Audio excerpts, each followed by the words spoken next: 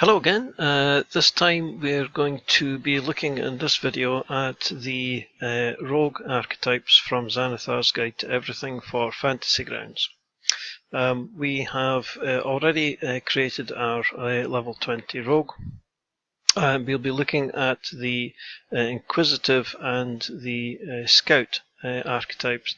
Mastermind and Swashbuckler have already been included in the complete package that you can find on the forums. These are from the Sword Coast Adventurers Guide, or duplicates from the Sword Coast Adventurers Guide, so there's no need to cover them again here. If we have a look at our Actions tab, we see that we've already added in all the Inquisitive abilities that we can create effects for. We can't create any effects for the ear for deceit and eye for detail, since these are both just theatre of the mind aspects of the archetype. So the first one that we can actually create is the insightful fighting one, and this is essentially a theatre of the mind thing as well, in that you make an insight check, and if you succeed, then you know something about the enemy. So all that we've done for this is to put an effect onto the enemy called Tactics Deciphered. You can call this anything that you like, really. It's just a text string. The Fantasy Grounds will just ignore this completely. We've set it to the duration, a minute, and set it to targets.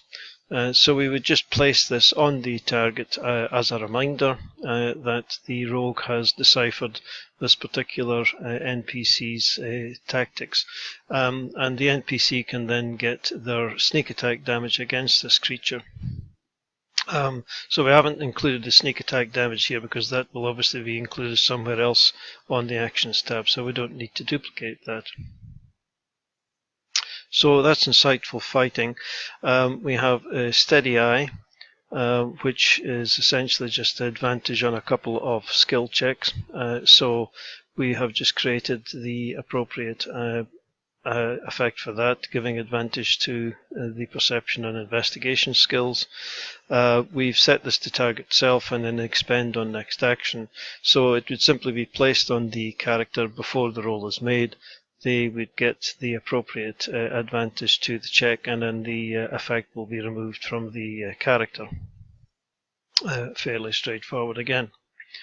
Unerring Eye.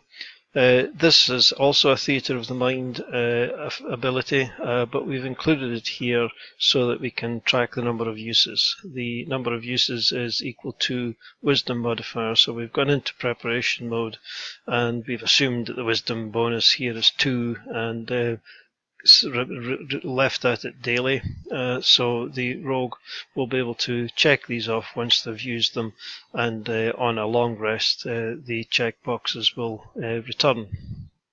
And that's essentially it for that one. And the final one is Eye for weakness.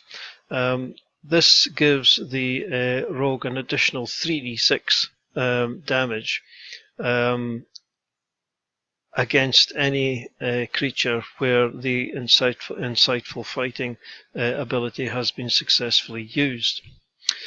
So what we've done here is we have created an effect which tests the target to see whether or not the Tactics Deciphered tag has been applied to that character, and if so, then we get an extra 3d6 damage. So this is where in this particular one here, in the insightful fighting one, we've got the Tactics Decipher. So if that is present on the creature, then they'll get an extra 3d6. So we can see that in operation. We've got our rogue here already on the combat tracker, and we've got a couple of orcs. So if our rogue was to select Orc 1 as its target and then successfully do the insightful fighting, they just simply click this, and you can see that the tag there has applied to Orc 1. If then we are at appropriate level and we decide that we can have this special ability apply, because there are conditions which you'll have to manually determine. Fantasy Grounds can't determine the conditions here. So if we go into the eye for weakness, then we've got this effect here which gets placed on the rogue themselves, and it, as I say, it makes this test to see whether or not the tactics decipher tag is applied to the target. If the rogue were then to do damage against, say, Orc 2, nothing additional happens. All we get is just the normal roll. But if the rogue targets Orc 1 or does damage to Orc 1, then this additional 3d6 damage gets rolled, because the test here is true, because the target does have the tactics deciphered tag sitting on it. So that's one method of doing that. You could just make it damage 3d6 and set it to self and removed on next action. You don't strictly need the if target custom bit, but I think it's just a little bit neater. So that's actually it for the Inquisitive. There's nothing else that we can do for that. So I'm now going to add in the effects for the Scout, and we'll be back to discuss those once I've done that. Okay, we've set up all the effects for the Scout. You can see there's only one. This is because all the others are essentially theatre of the mind.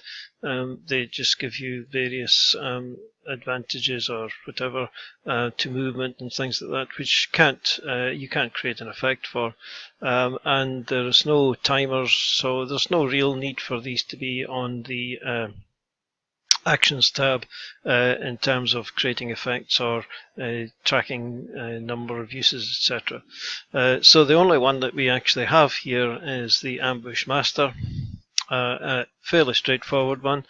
You've got advantage on initiative rolls, and the first target that you hit grants advantage to the attacks for a round against any attacks, any incoming attacks, not just from you but from your allies as well.